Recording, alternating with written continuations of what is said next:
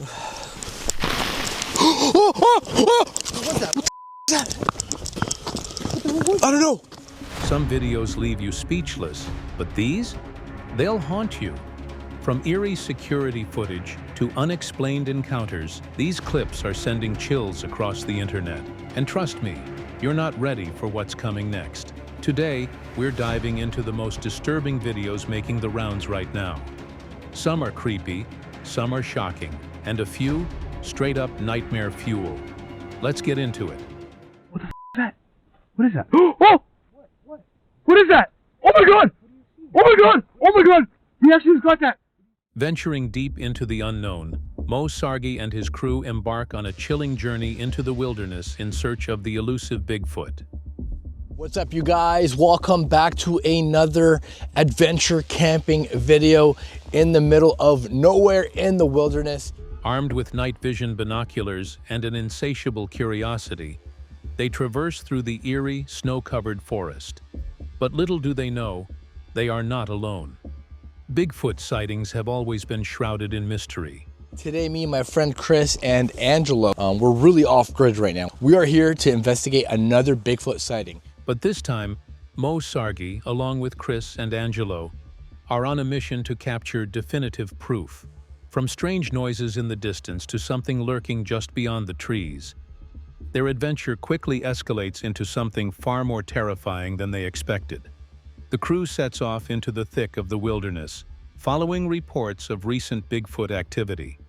We're about to start hitting some trails, locations where Bigfoot has been spotted. I'm hoping we get to find something because I would love it. The last time we were here, we heard some weird noises. Their last visit to this location yielded eerie noises, but this time they're determined to find more. As they hit the rugged trails, the excitement and tension build. What awaits them deeper in the woods? Footsteps. That's like the most important clue. What did you think you found? I thought I see blood. Blood. I literally saw that. I'm like, oh, that's a leaf. Somehow he saw blood. As they reach a known hotspot for Bigfoot sightings, Mo and the team stumble upon a potential clue. What did you think you found? Chris asks. Mo swears he saw something, blood maybe? But upon closer inspection, it turns out to be just a leaf. Or was it? So we're going to keep our eyes open for trails, tracks, some hair, some trees that have been disturbed. The group presses on, keeping their eyes peeled for any signs of the unknown. Yo, look at this. We got some scratches on the tree, or big gashes actually. But this could be from anybody. Some people say Bigfoot leaves marks. The team navigates deeper into the forest, analyzing signs of disturbed wildlife. Tracks, broken tree branches, and even large gashes on the trees suggest that something big has been through here. Suddenly, a discovery stops them in their tracks. Deep claw marks in the bark. Yo, look at this, Mo exclaims. Whatever made these marks was massive. Oh. What was that? I don't know, but that was scary. I doubt my mic picked up on that. Then, the eerie silence is broken. A strange, low moaning sound echoes from the distance. What the hell was that? Mo whispers, his breath visible in the freezing air. The team stands frozen, straining to hear it again. Was it the wind? Or something lurking just beyond their sight? Look at these tracks over here. What the hell is this? Something big was laying here. What? Dude. Further in, another strange find. A large, melted patch in the snow, surrounded by animal tracks. So that's so weird. Look, something was sleeping here, and it melted the snow a little bit, and it hardened. Well, whatever it was here. Something was sleeping here, Mo notes. The indentation suggests something heavy had been lying there for a long time. Could this be where Bigfoot had rested before vanishing into the darkness? What? Yeah, something big laid down underneath that tree. Where? Right straight ahead. Oh, down that way. You're right. Angelo points towards a massive disturbed area under a tree. Something big laid down there, he says. The team scans the surroundings, spotting more evidence of a large presence. The snow around the spot looks unnaturally compressed, as if something had settled there overnight. I was looking up, like right down there, right? There? Yeah, between the two trees. Like, no joke, Gordon. I literally thought I saw. So did I. Then things take a terrifying turn. Between the two trees ahead, Mo and Chris simultaneously see something move. No joke, I literally thought I saw... Mo stammers, his voice filled with disbelief.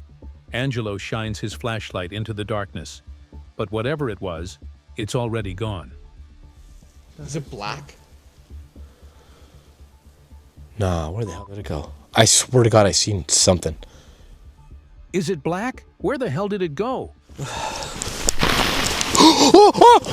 was that? What the fuck was that? What the hell was that? I don't know. A sudden, deafening crash shatters the tense atmosphere. Something just got thrown. Holy, that was big, Mo yells as panic sets in. The team spins around, desperately trying to locate the source of the noise. Yo, you know what that felt like? It felt like something just told us to get the fuck out of here. Like something just kicked us on out of there. Something just told us to get the out of here, Chris mutters, his voice laced with urgency. Whatever it was, it wanted them gone. Oh my God, that scared the crap out of me. I literally thought something was about to attack me. The group picks up the pace, but the strange sounds don't stop. Heavy movements, something massive crunching through the snow. That scared the crap out of me, Mo admits, still catching his breath. The team is no longer just investigating. They are being watched. What the fuck is that? What is that? Oh! What is that? Oh my God! Oh my God! Oh my God! We actually just got that! Then, the moment of truth. Through the night vision binoculars, Mo spots something. What is that? Oh my God! He exclaims. A dark, towering figure stands in the distance. What is that? I don't know, I saw something. I actually got it. Yeah. Angelo and Chris scramble to confirm. We actually just got that on camera. It's there. It's real. And just like that, it vanishes into the darkness. Mo and his team came looking for evidence, and they may have found it. Strange noises, massive tracks, something watching them from the shadows. Was it Bigfoot? What do you think?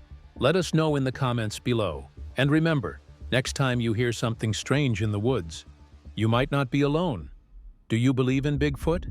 Have you ever experienced anything unexplainable in the wild? Drop your thoughts in the comments and don't forget to like and subscribe for more terrifying adventures. Hey fam, ready for nightmares? Check out Knock Knock for the scariest, most bone-chilling encounters caught on camera. Link in the description. If you dare. The Appalachian Mountains have long been a hotspot for strange and unexplained encounters. In this episode of the Appalachian Bigfoot Files, investigators Sean Forker and Matt Arner take us deep into the Allegheny Plateau and Ridge area of Pennsylvania, where generations of eerie reports have surfaced. The region is rugged, isolated, and one of the largest roadless areas in Pennsylvania. A perfect hiding spot for something that doesn't want to be found. For years, whispers of strange creatures in these mountains have circulated, but some accounts are harder to ignore than others. I know this area is, it's not the most hospitable to people. One such witness, a credible source from the Fishing and Game Department, described locking eyes with an unknown figure from his tree stand. So the fact that something could hide in here is really a big factor in the reason why we choose to come out here to investigate. The witness, experienced in tracking wildlife, knew immediately that what he saw was unlike anything recorded in these woods before. Could it have been a case of misidentification? Or did he truly see something unexplainable lurking in the Pennsylvania wilderness? Well, I have been investigating Bigfoot phenomena in Pennsylvania for over, almost 30 years now. For nearly 30 years, Bigfoot researcher Alexander Petakov has been investigating strange encounters across the state. His fascination began as a child when he discovered reports of Sasquatch not just in the Pacific Northwest, but right in his own backyard, Pennsylvania. I started when I was 9 years old after I read Sasquatch, the Apes Among Us on a book on a family trip. And when I realized it wasn't just an exclusive Pacific Northwest entity, it was a a global phenomenon. Chapter 13 of his research, Eastern Action, uncovers how numerous sightings have been reported here, proving that this is no isolated phenomenon. Whatever is roaming these mountains, it's been here for a long time. I've always had an interest in the Bigfoot topic ever since I was a little kid. I remember when my mom took me to the Navy base movie theater and we saw The Legend of Boggy Creek. When it comes to southwest Pennsylvania, one name always comes up: Chestnut Ridge. This heavily wooded and mountainous area has become one of the most active hotspots for Bigfoot encounters. And, that was it, so when I was in school, I tried to get Bigfoot books. Reports flood in from places like Clearfield County, where hundreds of encounters have been documented. I remember the one book I had, I don't remember the name, but it was a picture of Renee DeHindren with the big wooden Sasquatch statue. Yet many of these reports remained buried for years. Why? Because there wasn't an active research team until recently. Now, with more eyes on the region, strange new discoveries are coming to light. This here is an interesting area. The only problem I see with this area is that it's part of the largest roadless area of Pennsylvania. One particular night, an investigator spoke with a local witness who had heard eerie wood knocks and vocalizations near his home. The chilling part? The sounds weren't just random noises in the night. So there's no easy way to get from here to there. And so what we're trying to do is we're trying to spend as much time as we can in this area. They resembled the infamous Sierra Sounds, a set of recordings believed to capture Bigfoot vocalizations. So what we have here, we have a gas line. There's actually a company that's over at least about a mile and a half. The witness described them as gibberish, almost language-like. Fear gripped him. He drove up and down the roads, searching for anyone else nearby who could have made the sounds. He was completely alone. To our west here, but we do have at least two big valleys that this goes through. Returning to the scene of a terrifying encounter is no easy task. One witness was so shaken by his experience that he refused to go back. It took every ounce of convincing to get him to revisit the site. But when he did, something unexpected happened. Spending the night in the same spot where he once felt sheer terror seemed to ease his fears. It's a lot more active than it normally is up here. Yeah. But not for... He began to accept that what he saw and heard might actually have been real. Determined to make contact, the team attempts a vocalization. A deep, resonating howl pierces the night air. Then, silence. The forest holds its breath. Then suddenly, something answers. I mean, it's not unusually more quiet than it normally is. It's just, there's nothing. Coyotes or nothing getting kicked up. The team listens closely, heartbeats pounding, as the distant reply echoes back. Are they finally getting closer to uncovering the truth? Well, shall we? Yeah, I think so. All right. The night takes an unexpected turn when the team finds themselves navigating treacherous terrain. Something isn't right. A feeling of unease settles in. Are they being watched? Joking through the tension, they push forward. But the thought lingers. What if something is observing them from the darkness? Curiosity leads the team into a dark cave. All right, Luca can't get enough. He's going back in.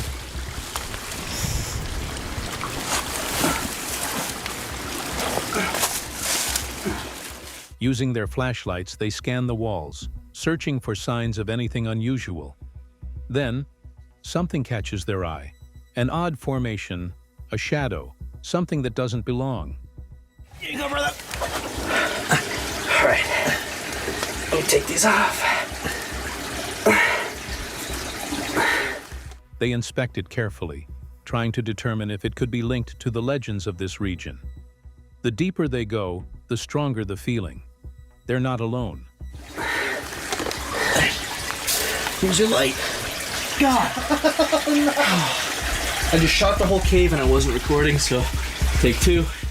From eyewitness accounts to strange sounds and eerie encounters, the Appalachian Mountains remain a hot spot for unexplained activity. Could these remote, untouched areas be hiding something more? And if so, what else is out there, watching from the shadows? The search for answers is far from over. The wilderness of Alberta, silent, untouched, and buried under a thick layer of snow. But beneath this stillness, something stirs. Something ancient, something watching.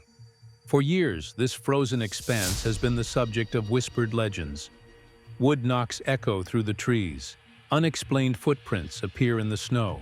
Shadows move where no man has tread. This is no ordinary expedition.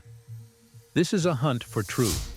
Armed with cameras and an unshakable determination, a team of researchers pushes deeper into the unknown. The question lingers in the frigid air. Will they find evidence of the elusive Sasquatch, or will the legend remain just that, a legend?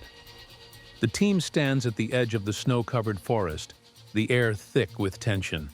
Out here in rural Alberta, surrounded by snow and silence, the narrator whispers, but don't let this stillness fool you.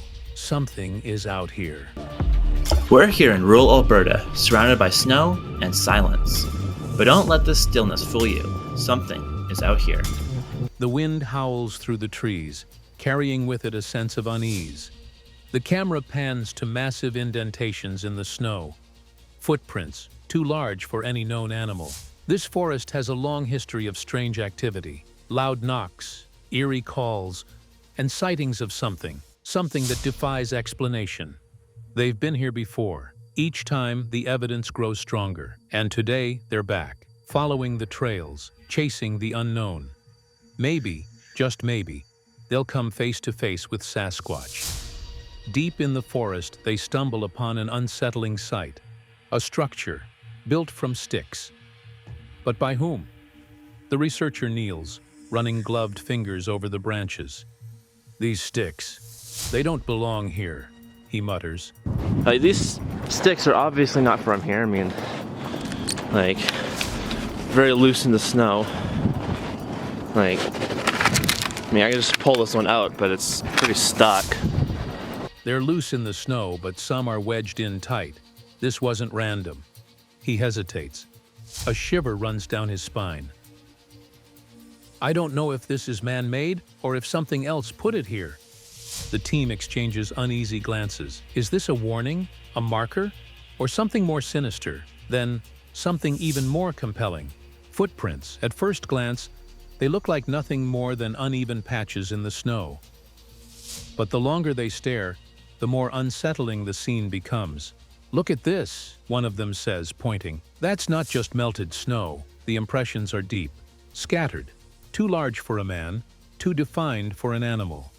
They're old, another voice murmurs.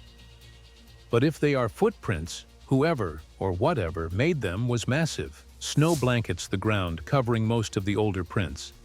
But as they push further, they find more. Fresh, unmistakable. We just had a layer of snow last night, the narrator explains. And we actually just got a nice layer of snow last night. Most of the older tracks should be gone. But these are new. That kind of just blankets everything, covers up most of the old prints, maybe not in the forest, just because canopy kind of will block some of that. But we get a lot of fresh prints now, and most of the prints that are on top are going to be from today or yesterday. A heavy silence falls over the group. Something has been here, recently. The wind rustles the trees. The woods are watching. Then, a sound.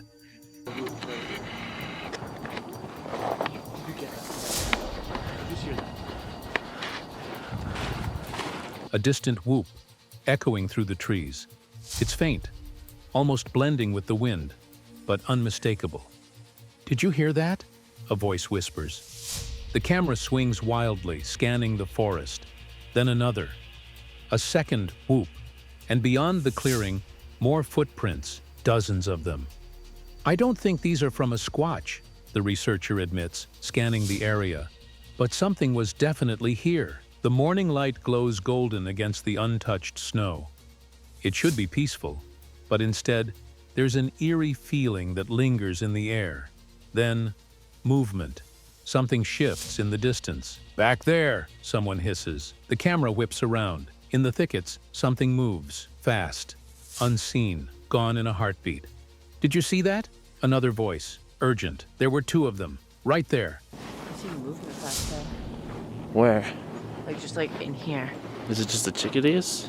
It might be, but Well, like there's in a two of tree them top. right here.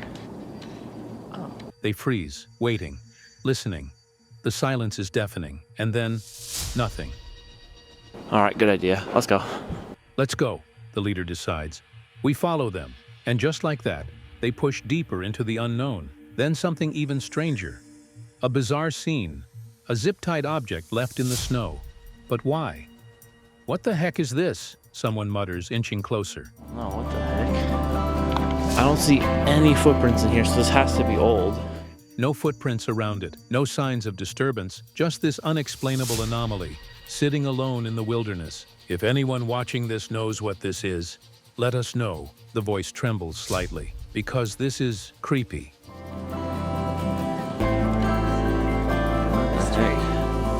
That is really weird. Now, if any of you watching know what this is, please let us know. This is kind of creepy. The moment stretches, the weight of the discovery settling over the team. Something about this isn't right, not at all. As the expedition comes to an end, the researchers reflect on what they've found. "Didn't see much," one admits, "but the whoops, those were real." The camera scans the snowy terrain one last time. The footprints, the sounds. Was Sasquatch watching them? Was he just out of sight? The legend remains, but so does the evidence. And next time, they'll be ready. Deep within the untouched wilderness where shadows stretch long and the silence is deafening, a team of independent researchers embarks on a relentless quest. Their goal?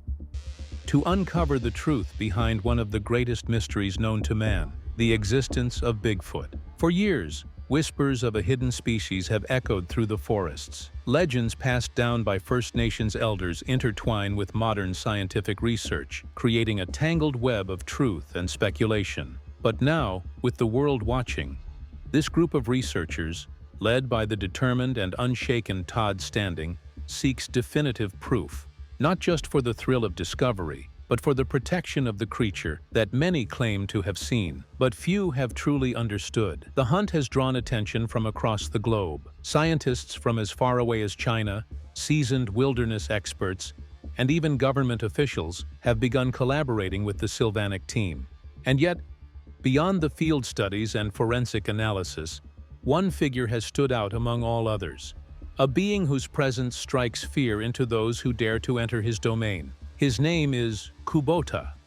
Good evening, my name is Todd Standing. I got an awesome Sasquatch Sunday show for you today. I'm going to talk about something I've never talked about before.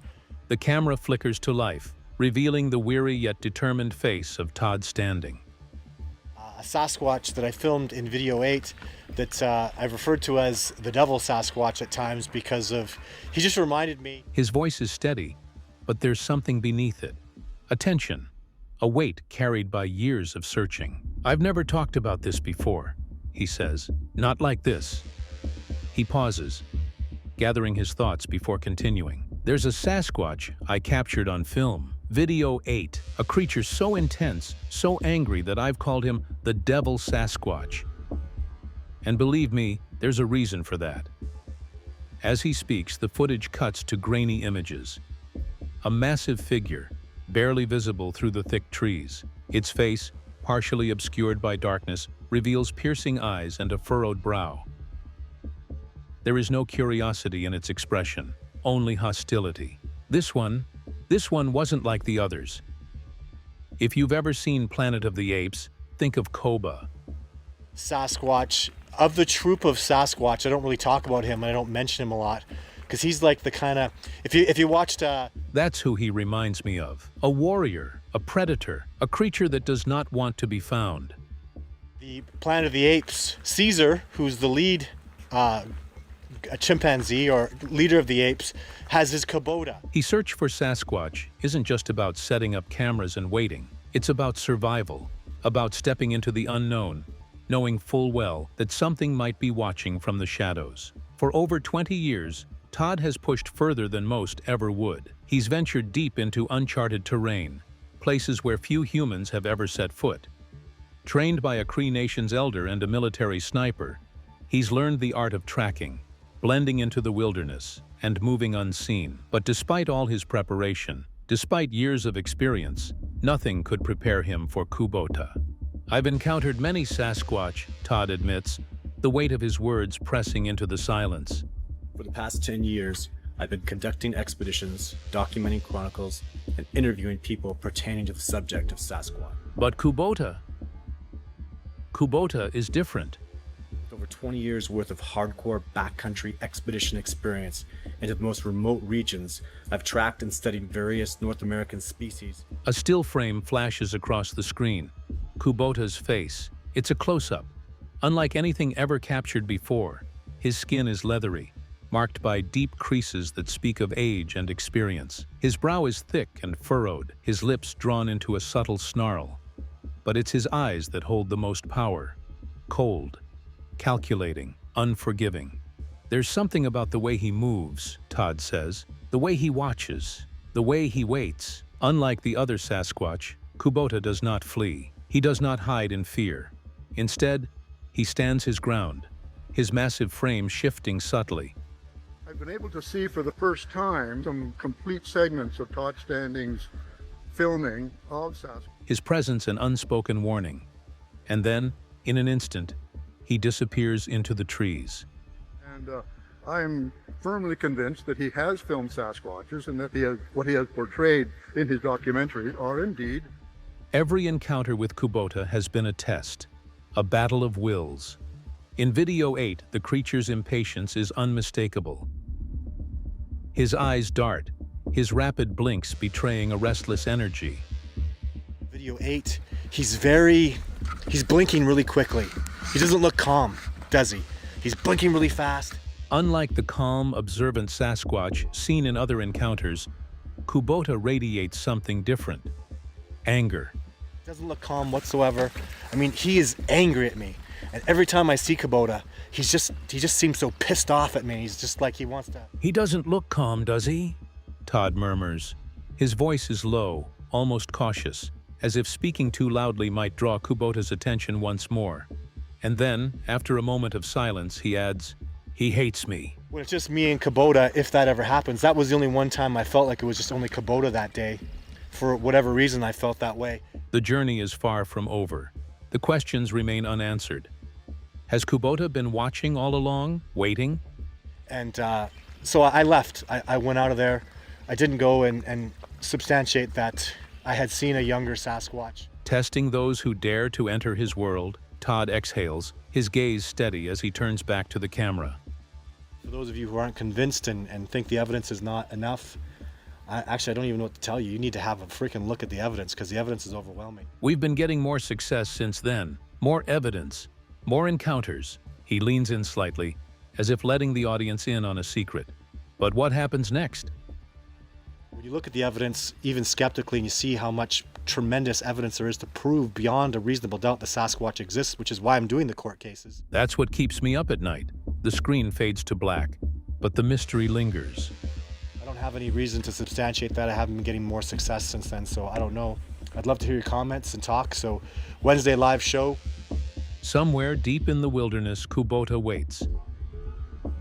Throwback Thursdays, this was my Sasquatch Sunday video. Thank you so much for listening, and stay tuned, we'll have more great stuff coming very soon. Deep in the frozen wilderness of Alaska, something stirs in the darkness. I see a little bit of heat on a tree way over on the other side of that clearing. It's just like a spike. It's not like the whole side of a tree. Keep an eye on that area right there. The team, armed with thermal cameras and years of expertise, pushes forward into the unknown, determined to capture the truth. For decades, reports of an elusive, towering figure have circulated. Shadowy movements in the trees, eerie sounds echoing through the night. Tonight, they may have come closer than ever before. As the team scans the landscape, The thermal camera picks up an unusual heat signature. It clings to a tree deep in the clearing. Not large, but distinct. The temperature contrast is odd. Something had been there, and it left its mark. Silence settles over the group. They watch the area closely, scanning for any further movement. But the night remains, for now. Did you hear that? That was right here beside us. Whoa. Ryan, there's something hot in the water. It just went by. Then, a sudden rustle, a sound too close to ignore. Their eyes dart toward the water. The thermal scanner flashes, a shape gliding just beneath the surface. It moves with purpose, swift and deliberate. Could it be an animal? The team debates, but something feels off. Beavers, deers, common in this region, usually slap the water as they dive, but this movement is different. It's quick, calculated. The team watches in stunned silence as the glowing figure disappears beneath the surface. That was not the beaver. Let's go. No, that was... Just think about the sounds we've been hearing. It's like one slap at a time, right? That was continuous. The unsettling noises continue, distant at first, then alarmingly close. This isn't the river. The sound is rhythmic, one impact at a time, deliberate, heavy. That thing is definitely bipedal. Then comes the realization. The movement isn't that of a four-legged animal. It's bipedal. 2 steps, a pause, another 2 steps. It mirrors human-like movement, but heavier, larger. The team tries to pick up a clear thermal reading, but whatever is out there is just beyond their reach, staying hidden, staying 1 step ahead. What in the heck? The thing was up in the tree. Something was up in that tree, right there. Then, the most chilling discovery yet, a massive heat trace, high up in the trees. The size and elevation make no sense. On a night this cold, heat fades fast, yet the signature is still visible, glowing bright against the freezing backdrop. Whatever had been there wasn't small, and it was just there. As they approach, the heat fades quickly, vanishing into the cold. The realization sets in. Something massive had been watching them from above, and just as quickly as it appeared, it was gone. This place is completely abandoned. It doesn't look like anything or anyone has come back here. Determined to press on, the team heads toward a long-forgotten work site, a place few have dared to investigate.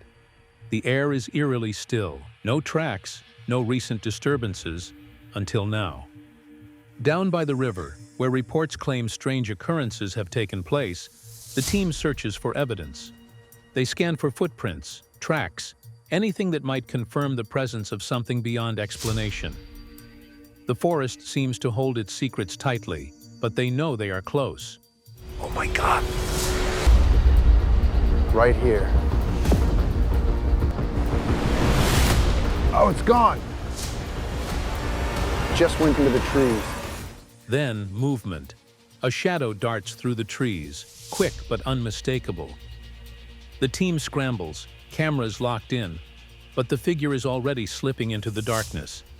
They chase, pushing through the undergrowth, but in seconds, the forest reclaims its mystery. The team stands frozen, hearts pounding. Someone was right there, watching them, and now it's gone. It was here, we're standing right here. Are you seeing this? Look at that. Wow. As they scan the ground, the thermal picks up an unusual imprint. The shape is irregular, distorted, but it resembles something unmistakable. Footprints. Large, deep impressions, spaced just far enough apart to suggest a massive stride. It's not definitive proof, but it's enough to send chills down their spines. Whatever was here wasn't just passing through. It was tracking them. The evidence is stacking up. Unexplained sounds, massive heat traces, a figure that moves like no known animal. The deeper they go, the more questions arise. Was this the closest they've ever been to proving Bigfoot's existence? Or is the creature always 1 step ahead, vanishing just before it can be caught? Deep in the rugged terrain of Idaho's Sawtooth Mountains, a man and a woman set out on a journey. one that would take them into the heart of one of the most mysterious and feared regions in the Pacific Northwest.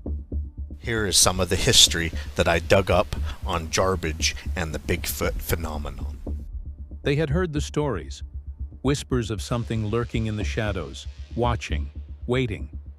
But they wanted to see for themselves. The area they were heading toward was known as Garbage, a strange and remote stretch of land bordering the Sawtooths.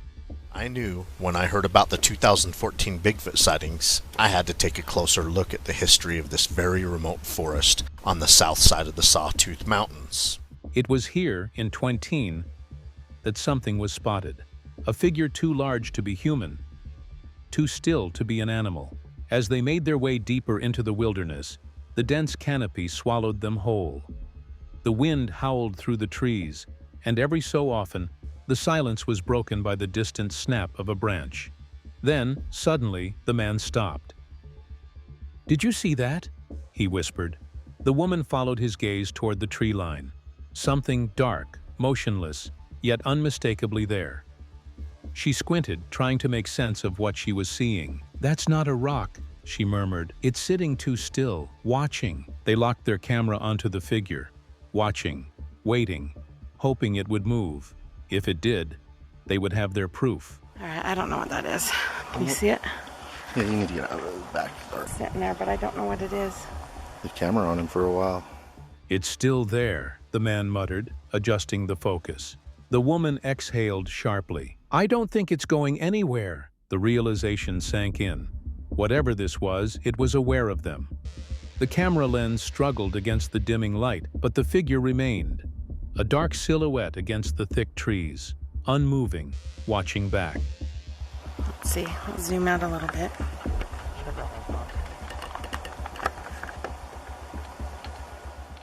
The man pointed toward a break in the trees. "Right there. Do you see it?" The woman nodded slowly. "Yeah, it's blending in, but it's there." The tension was thick, the kind that makes the hairs on the back of your neck stand up. They weren't alone. The woman adjusted the camera and gasped. "Zoom out! Look near that rock!" I can see it from here with my eyes, now that I'm looking at it. And there it was. A large, dark figure, just beyond the rock, hidden in the thick green foliage. It hadn't moved. It hadn't made a sound. But somehow they both knew. It knew they were there. The history of this place suddenly didn't feel like mere legend anymore. For centuries, stories of giant, shadowy beings roaming these mountains had been told. Now, standing in the heart of this wilderness, those stories felt all too real. "I think we should go," the woman finally said, her voice barely above a whisper. The man hesitated for a moment longer before nodding. "Yeah, we've seen enough." They packed up quickly, the weight of what they had just witnessed settling over them. Was this Bigfoot, a trick of the light, or something far older and far more dangerous than they had ever imagined? One thing was certain, something was out there, watching, waiting. What do you think? Is Bigfoot hiding in the Rocky Mountains? Let us know in the comments. The search isn't over yet. Far from the hum of civilization, a man, his wife, and their daughter had built a cabin with their own hands. It was more than just a home. It was a watchtower in the heart of the unknown, a place where mystery and reality blurred. They weren't just living in the woods. They were searching. For years, stories of giant, elusive creatures had echoed through the mountains. The locals whispered about the shadows that moved between the trees, the guttural sounds carried by the wind, the enormous footprints that led to nowhere. The family had heard the tales, but they wanted proof. I'm about to give you a detailed look at all the Bigfoot evidence that humans have discovered to date. One evening, as the fire crackled and the night stretched into a thick, consuming blackness, the man adjusted his camera. "I'm about to show you everything we've gathered so far," he said. The evidence wasn't just hearsay. Footprints, DNA, eyewitness reports. These weren't just random encounters. They were threads in a pattern stretching back centuries. "This isn't just a local legend," his wife murmured, scanning through old reports. It's everywhere, from the Pacific Northwest to the Great Lakes, from the Appalachian Mountains to the forests of Canada. The stories were eerily similar. Seasoned hunters, law enforcement, even military personnel, people trained to observe, not to imagine, had all claimed to see something. Plus, a whole lot more that's probably being kept from us. Bigfoot, Sasquatch, Yeti, the wild man of the woods. One of the most chilling encounters came from a hunter in British Columbia. He had watched, frozen in place, as something impossibly tall, covered in thick brown hair, stepped effortlessly through the trees. These names have echoed across cultures and continents for centuries, describing a creature that science has yet to classify, but thousands of witnesses. Its stride was too fluid, the hunter had said, like it wasn't even touching the ground. The man exhaled, staring at the footage on his screen. It's like they know how to stay hidden, he muttered. With most sightings occurring in the Pacific Northwest, the Appalachian Mountains, and the Great Lakes region. Then there were the sounds. Ron Moorhead, a researcher, had once captured eerie, guttural chatter deep in the Sierra Nevada wilderness. These reports aren't just from casual hikers or over-enthusiastic campers either. They include stories from seasoned hunters, police officers. Experts had analyzed the recordings. They didn't match any known language. We not only saw movement, Moorhead had said, but we heard something talking. Some of the most intriguing evidence for Bigfoot comes in the form of audio recording, capturing eerie sounds that experts have struggled to explain. But what truly unsettled the family were the indigenous stories. For generations, tribes had spoken of a being that wasn't just an animal,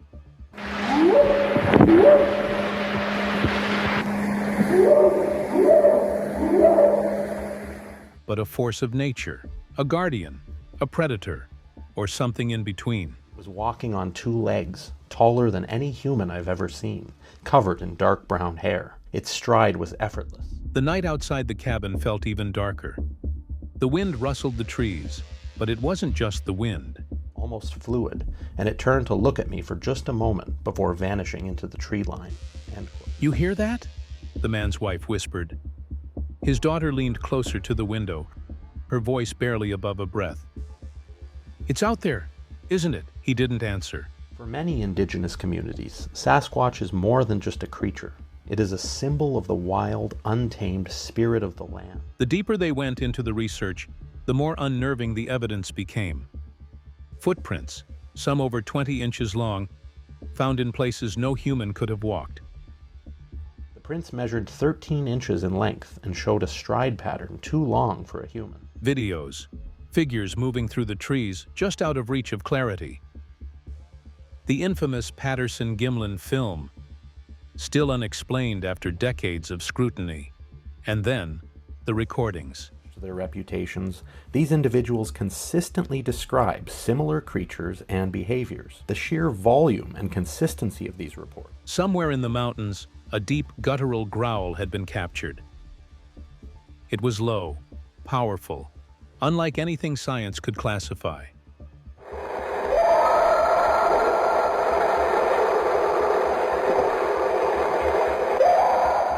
Experts had studied the vocal range, the frequencies. Whatever had made that sound had lungs far larger than a human's. It's not a bear, the man muttered. It's not anything we know. Well, the Paul Freeman footage presents another compelling encounter with what appears to be a large, hairy figure. The most controversial story came from a hunter named Smeja, who claimed to have shot a Sasquatch. A hunter who claimed to have recovered flesh and hair from a Sasquatch he encountered in the Sierra Nevada mountains. He described it as massive, covered in dark brown hair, with human-like hands and feet, but larger. Panic had taken over, and he had left the body behind. Smeja described the creature he shot as, quote, massive, covered in dark brown hair, with hands and feet like a man. I didn't know what I was looking at, he had said. I just knew I had to leave. But what if he wasn't lying? There was also the Minnesota Iceman, a supposed Bigfoot-like creature frozen in ice, displayed in the 1960s. It was a supposed Bigfoot-like creature, frozen in ice, displayed in the 1960s by carnival owner Frank Hansen. Respected scientists had examined it, but before further research could be conducted, it mysteriously disappeared. replaced with a replica. Both respected scientists examined the frozen creature before it was replaced with a replica. Dr. Uvelmans wrote, quote, Had someone hidden the truth? The man stared out into the darkness beyond the cabin. For years he had searched for the truth. Now the truth was staring back. Maybe Bigfoot was just a myth. Maybe it was just folklore, just stories passed down through generations. Or maybe it was standing right outside their door. So, what do you think? The man asked the camera. If you want to show me extra support and contribute to future projects, I'll leave a link to my Buy Me a Coffee page in the description. Thanks for watching. Legend or reality? The answers were out there, waiting. So, what do you think? Are these videos real, fake, or something in between? Which one freaked you out the most? Let me know in the comments because I need to hear your theories on this. And if you want more creepy content like this, hit that like button and subscribe. Because trust me, there's way more where this came from.